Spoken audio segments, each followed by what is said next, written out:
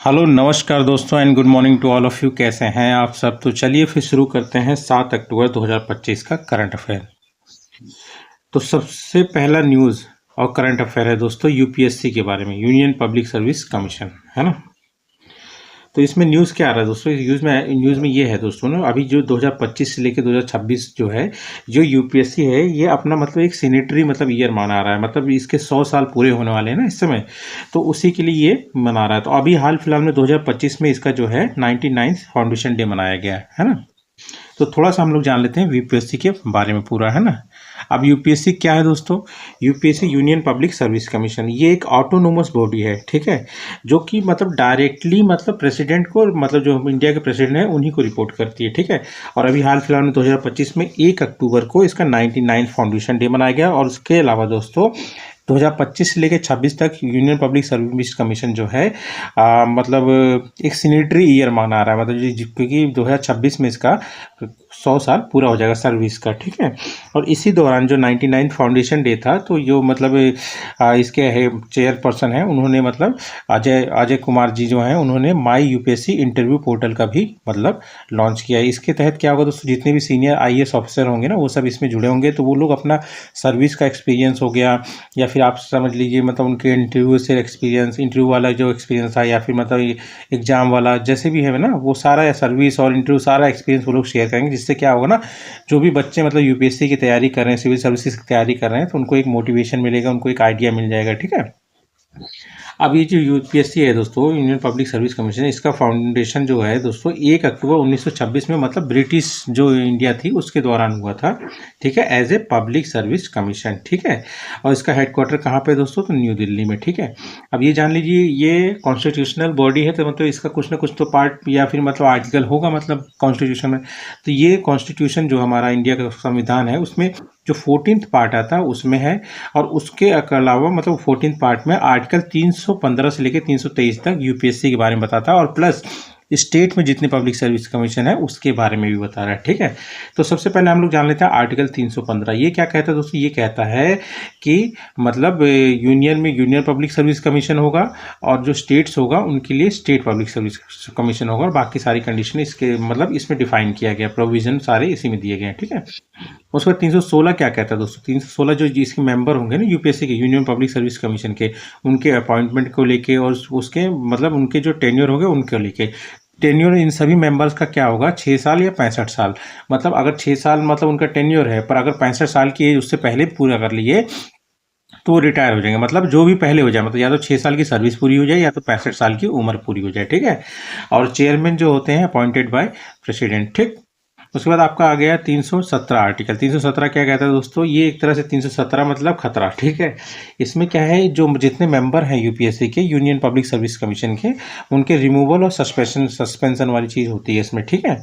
और ठीक है, उसको 300 आर्टिकल, और ये सस्पेंशन और रिमूवल कौन करते हैं? तो प्रेसिडेंट करते हैं, ठीक है। आर्टिकल 318 क्या कहता है दोस्तों? 318 कहता है मतलब जो भी मतलब स्टाफ और मेंबर्स हैं यूनियन पब्लिक सर्विसेज कमीशन के, उनके सर्विस कंडीशन को कौन मतलब डिसाइड करता है? चाहे उनकी सैलरी हो, चाहे सर्विस हो, मतलब everything is decided by president, ठीक है। उसके बाद आर्टिकल 319 क्या कहता है दोस्तों? ये क्या कहता है ना, जितने भी मेंबर हैं सॉरी दोस्तों, जितने भी मेंबर हैं यूपीएससी के, यूनियन पब्लिक सर्विस कमीशन के, उनके अगर मान लीजिए वो एक सर्विस पूरी करके, सर्विस अगर उनकी पूरी हो गई, तो वो किसी और भी मतलब डिपार्टमेंट में मतलब ऑफिस को मतलब होल्ड नहीं कर सकते हैं। आप समझ रहे हो ना बात? ताकि इंडिपेंडेंसी मेंटेन रहे डिपार्टमेंट की, ठीक है। मतलब जैसे अगर चेयरमैन रिटायर हो गए, तो वो किसी और मतलब गवर्नमेंट डिपार्टमेंट में नहीं मतलब अपनी सर्विस दे सकते हैं, पर हाँ जो मेंबर हैं वो चेयरमैन बन सकते हैं, ठीक है। मतलब ये क्या प्रोवाइड करता है? Members for from holding office after ceasing to be a member of commission. मतलब जब वो मतलब कमीशन के मेंबर नहीं होंगे तो वो कोई ऑफिस होल्ड नहीं कर सकते हैं, बस यही मतलब है। ये स्टेट वाला भी यही है दोस्तों, स्टेट वाले मेंबर भी चेयरमैन बन सकते हैं, ठीक है। और मतलब जो चेयरमैन है वो किसी और स्टेट पब्लिक सर्विस कमीशन के भी चेयरमैन बन सकते हैं, ठीक है। पर अगर सर्विस से अगर हट गए, तब मतलब किसी और गवर्नमेंट डिपार्टमेंट में नहीं बन सकते हैं, ठीक है।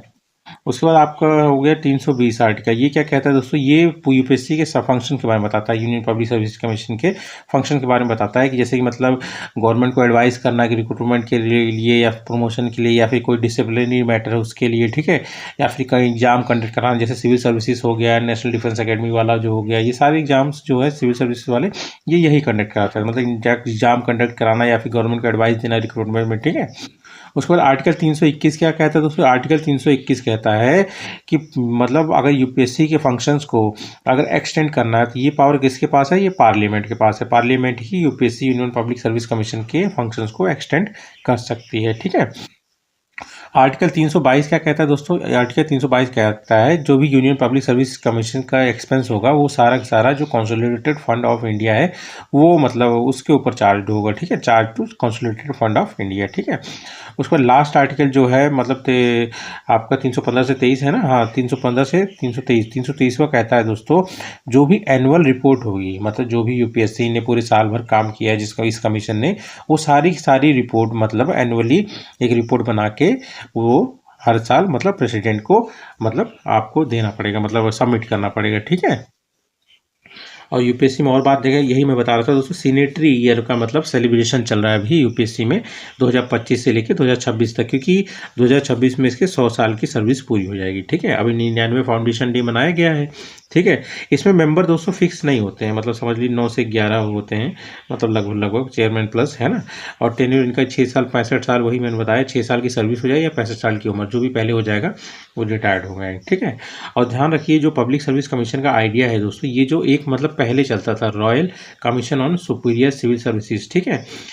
तो इसके द्वारा ये आइडिया आया गया था कि मतलब इंडिया में पब्लिक सर्विस कमीशन होना चाहिए, ठीक है। और ये जो royal commission on superior civil services है ये सेटअप हुआ था 1923 में, ठीक है। तो जब ये आइडिया आ गया तो आइडिया इंप्लीमेंट कब हुआ, तो 1 अक्टूबर 1926 में इंप्लीमेंट हुआ। और किस चीज़ का इस्टेब्लिशमेंट हुआ, पब्लिक सर्विस कमीशन का इस्टेब्लिशमेंट हुआ, किसके द्वारा, जो ली कमीशन रिपोर्ट थी उसके फॉर्म द्वारा, ठीक है। और इसके जो फर्स्ट चेयरमैन थे वो थे रॉस बार्कर। ये ध्यान रखिए क्वेश्चन ये काफ़ी वनडे एग्जाम में पूछ लेता है, ठीक है। और पब्लिक सर्विस कमीशन देखेंगे ये फिर बाद में क्या कन्वर्ट हुआ, ये फेडरल पब्लिक सर्विस कमीशन बन गया, किसके तहत, गवर्नमेंट ऑफ इंडिया एक्ट 1935 के तहत ये फेडरल पब्लिक सर्विस कमीशन बन गया। और फेडरल पब्लिक सर्विस कमीशन के बाद ये यूपीएससी बन गया, जब भारत को आज़ादी मिल गई तो ये यूनियन पब्लिक सर्विस कमीशन बन गया, ठीक है। और इसको कॉन्स्टिट्यूशनल स्टेटस कब मिला, जब हमारा संविधान पारित हुआ, जब मतलब मतलब क्या बोलते हैं उसे, मतलब इफेक्टिव हुआ। इफेक्टिव कब से हुआ, 26 जनवरी 1950 से इफेक्टिव हुआ, और तभी से इसको कॉन्स्टिट्यूशनल स्टेटस मिल गया, ठीक है। और इसको मतलब जो हमारे मतलब स्टील मैन ऑफ इंडिया, जिनको क्या नाम है उनको, वल्लभ भाई पटेल जी ने कहा है स्टील फ्रेम ऑफ इंडिया कहा है किसको, यूपीएससी का, ठीक है। उसके बाद यही चीज़ हम लोग जानते हैं state public service commission. Actually क्या है, दोनों सेम ही है, मतलब वाइस वर्सा हो जाता है, पर ये कि लोग कंफ्यूज ज़्यादा हो जाते हैं, इसलिए आर्टिकल वाइज मैंने दोबारा से किया, ठीक है। तो एसपीएस से हर स्टेट का अलग से मतलब स्टेट पब्लिक सर्विस कमीशन है, जैसे स्टेट मतलब जैसे Uttar Pradesh public service commission होगा, बिहार पब्लिक सर्विस कमीशन, इसी तरह से। तो आर्टिकल जो है ये भी सेम वही है, पार्ट 14 में आर्टिकल 315 से 323 सब वही है दोस्तों, ठीक है। पर ये कि एक बार कन्फ्यूजन ना हो तो इसको अलग से लिख दिया मैंने, ठीक है। आर्टिकल 315 वही बताता है इस्टेब्लिशमेंट ऑफ पीएससी, मतलब पब्लिक सर्विस कमीशन, किसके लिए, यूनियन के लिए और स्टेट के लिए, ठीक है। आर्टिकल 316 क्या कहता है दोस्तों, चेयरमैन अपॉइंटेड बाय, मतलब स्टेट के रिस्पेक्ट में बता रहा हूँ दोस्तों, जो चेयरमैन होंगे वो गवर्नमेंट के, गवर्नर जो होगा स्टेट का पर्टिकुलर चेयरमैन और मेंबर गवर्नर के द्वारा मतलब अपॉइंट किए जाएंगे। उसके बाद इनका टेन्योर में ध्यान रखिएगा दोस्तों, यूपीएससी वाले जो होते हैं 65 साल होता है, 65 साल की उम्र तक, ठीक है, या 6 साल के टेन्योर तक, ठीक है, सर्विस तक, ठीक है। अब इनमें से स्टेट वाला अगर आप देखें तो या तो 6 साल की सर्विस पूरा कर लें या तो 62 साल की उम्र पूरी कर लें, जो भी पहले हो जाएगा वो रिटायर हो जाएंगे, ठीक है। और आर्टिकल 317 क्या कहता है, ये कहता है दोस्तों रिमूवल, वही जो 317 मतलब यूपीएससी के मेंबर्स को और चेयरमैन का रिमूवल और डिस्पेंड मतलब सस्पेंशन दिखाता है, तो वही इसमें भी है, पर इसमें भी रिमूवल ऑफ मेंबर किसके द्वारा किया जाता है, या सस्पेंशन प्रेसिडेंट के द्वारा किया जाता है, ठीक है। आर्टिकल 318 क्या कहता है, ये गवर्नर को पावर कर देता है, जैसे वहाँ पर प्रेसिडेंट को है ना, ये गवर्नमेंट की पावर है, ठीक है, to fix determine number of members and their terms, service condition and allowances, ठीक है। उसके बाद आता है आर्टिकल नंबर 319, ये क्या कहता है दोस्तों, ये रिस्ट्रिक्शन लगाता है reappointment of members after service, service and हो गई तो मतलब इनके रीअपॉइंटमेंट पे मतलब रिस्ट्रिक्ट करता है, ठीक है। और वो उसके बाद आर्टिकल 320 क्या कहता है, ये इनके फंक्शन के बारे में बताता है, जो स्टेट में एग्जाम होते हैं उनको करने के लिए या फिर स्टेट गवर्नमेंट को रिक्रूटमेंट के लिए एडवाइस करना है ना, वो सारे काम, ठीक है। आर्टिकल 321 क्या कहता है स्टेट पब्लिक सर्विस कमीशन में, ये कहता है जो स्टेट लेजिस्लेचर होगी उस पर्टिकुलर स्टेट की, उसको पावर है कि वो स्टेट पब्लिक सर्विस कमीशन के फंक्शंस को एक्सटेंड कर सके, ठीक है। उसके बाद आर्टिकल 322 क्या कहता है दोस्तों, तो ये आर्टिकल 322 कहता है कि जितना भी एक्सपेंस होगा स्टेट पब्लिक सर्विस कमीशन उस पर्टिकुलर, वो सारा का सारा चार्ज किस पे होगा, consolidated fund of state, not consolidated fund of India. Consolidated fund of India पे चार्ज किस पे होता है, यूपीएससी के जितने एक्सपेंस हो उसको उठाता है, ठीक है।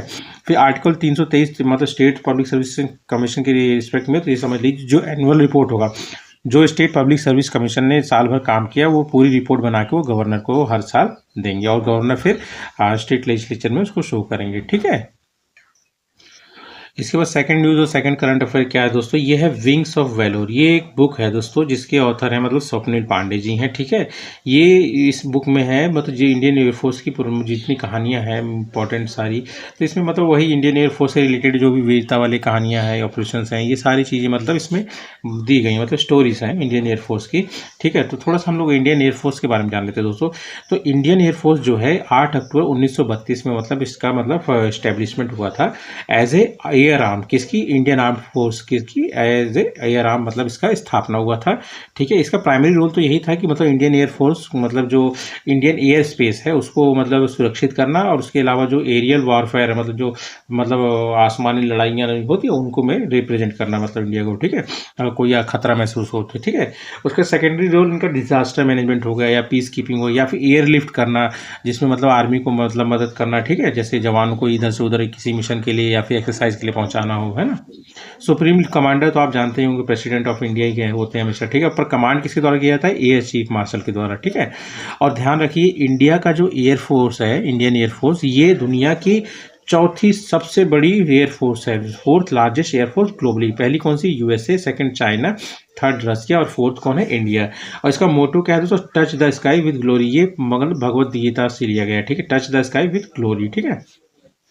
और इसमें सबसे इंपॉर्टेंट क्या है दोस्तों, कुछ ऑपरेशन है जो मतलब इंडियन एयरफोर्स ने किए थे, तो थोड़ा ध्यान रखिएगा। मतलब ये हो है तो पुराने पर पूछे आज भी जाते हैं, ठीक है। ऑपरेशन मेघदूत 1984 में दोस्तों, जो सियाचिन ग्लेशियर है ना उसको कैप्चर करने के लिए इसको किया गया था, ठीक है, 1984 में। उसके बाद 1987 में ऑपरेशन पोमालाई, ये क्या किया गया था दोस्तों, जो मतलब जो उस समय जो मतलब श्रीलंका में एक समय मतलब 1987 के समय मतलब सिविल वॉर चल रहा था ना, उस समय जो वहाँ पे तमिल पॉपुलेशन थी जाफना एरिया में, वहाँ पे उनको सप्लाई करने के लिए मतलब एसेंशियल्स जो जरूरी होते हैं उसको सप्लाई करने के लिए एयर ड्रॉप मिशन किया गया था, ऑपरेशन पोमालाई, ठीक है। उसको ऑपरेशन कैक्टस क्या है 1988 में, जो मालदीव्स में एक बार मतलब जो मतलब तख्ता पलट होने वाला था ना, उस समय एयरलिफ्ट किया गया था इंडियन ट्रूप्स को मालदीव्स में, ठीक है। उसके बाद आपका जाता है ऑपरेशन सफ़ेद सागर 1999 में। ये कारगिल वॉर के समय हुआ था, मतलब जो काफ़ी प्रिसाइजन से मतलब जितने भी दुश्मन थे ना उनको अटैक करने के लिए ड्यूरिंग कारगिल वॉर ये ऑपरेशन सफ़ेद सागर चलाया गया था। उसके बाद ऑपरेशन विजय जो चलाया गया था, ये उस जो कारगिल हाइट था ना उसको कैप्चर करने के लिए चलाया गया था, ठीक है। और वो ऑपरेशन सिंदूर तो आप लोग जानते ही हैं, जो पाकिस्तान के खिलाफ किया गया था, है ना, मतलब उनके जो आतंकवादी मतलब ठिकाने हैं उनको उड़ाने के लिए, ठीक है। उसके बाद थर्ड न्यूज़ और थर्ड करंट अफेयर क्या है दोस्तों, ये 62nd नेशनल चेस चैंपियनशिप, ठीक है। इसमें आप बस इतना जान लीजिए, इसको अभी हाल फिलहाल में किसने जीता है, पी इंडियन ने जीता है। और ये कहाँ हुआ था, तो गुंटूर मतलब आंध्र प्रदेश में एक जगह है, वहाँ पे 2025 का है, ठीक है। उसके बाद फोर्थ न्यूज़ और फोर्थ करंट अफेयर आपका दोस्तों शरद कमल जी। शरद कमल जी बहुत इंपॉर्टेंट पर्सनालिटी है टेबल टेनिस में दोस्तों, अगर ये फोटो में देखेंगे तो ये हैं हमारे शरद कमल जी, ठीक है। अब ये न्यूज़ में क्यों है दोस्तों, क्योंकि अभी एशियन टेबल टेनिस चैंपियनशिप 2025 होने वाली है, जो कि 11 से 15 अक्टूबर तक होगी, ठीक है। ये कहाँ पे होने वाली है दोस्तों, तो ये भुवनेश्वर उड़ीसा में होने वाली है ना। और तो ये इनके ब्रांड एम्बेसडर बने किसके, एशियन टेबल टेनिस चैंपियनशिप के, ठीक है, 2025। ये मतलब वही पुराने मतलब रिटायर हो चुके हैं अभी इंडियन टेबल टेनिस प्लेयर थे, और इनको 2022 में ये ध्यान रखिए खेल रत्न अवार्ड मिला है और 2019 में पद्मश्री मिला है, ठीक है। शरद कमल जी चेन्नई से बिलोंग करते हैं, ठीक है। उसके बाद फिफ्थ न्यूज़ और फिफ्थ करंट अफेयर क्या है दोस्तों, तो मॉडल यूथ ग्राम सभा। ये एक्चुअली क्या है, मॉडल क्या है, जैसे बच्चे होते हैं जो स्टूडेंट्स हैं ना, उनको क्या है मतलब जो ग्राम सभा जैसे काम करती है ना, क्या है मतलब उनके मतलब काम क्या करती है और किस तरह काम करती है, उन सब चीज़ों को सिखाने के लिए मतलब एक तरह से मतलब मॉडल तैयार किया गया है, ताकि मतलब बच्चों को जैसे किसी को सरपंच बना देंगे, ग्राम सभा के लोग बना देंगे, तो वो लोग अपनी समस्या को डिस्कस करेंगे, मतलब इस तरह से मतलब उनको समझाना। ठीक है, तो ये जो स्टार्ट हुआ है, ये स्टार्ट किया गया मिनिस्ट्री ऑफ पंचायती राज के थ्रू। ठीक है, इसमें students will be aware with working of gram sabha, वही मैं बता रहा था।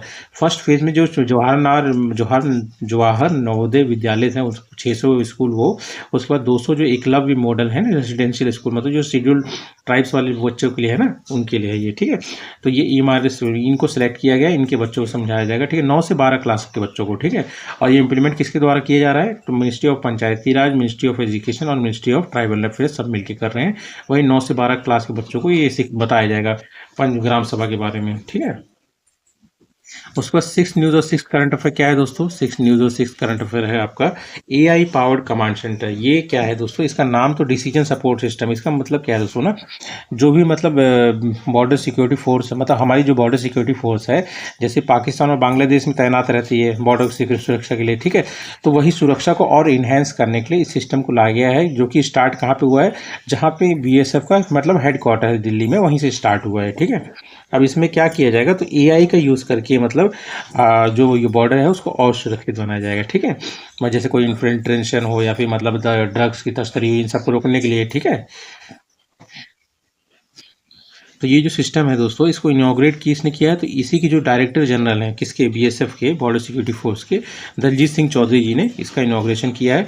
और ये एक मतलब सेंट्रल आर्म्ड पुलिस फोर्स, मतलब पैरामिलिट्री फोर्स, मतलब जो आर्म्ड फोर्सेस है उनको जो मतलब मदद करने के लिए जो बनाई गई थी वही है। ठीक है, ये 7 होती हैं, 7 में से एक BSF है। ठीक है, और यही वो BSF जो है बांग्लादेश और पाकिस्तान से जो बॉर्डर जुड़ी है, उसी को मतलब सुरक्षित करने के लिए काम करती है। ठीक है, किसके अंडर में है, तो मिनिस्ट्री ऑफ होम अफेयर्स, जिसका मतलब BSF का हेडक्वार्टर न्यू दिल्ली में। ठीक है, ठीक है दोस्तों, तो यही थे आज के करंट अफेयर। तो मिलते हैं कल, वीडियो अच्छा लगे तो प्लीज़ सब्सक्राइब करें। Thank you.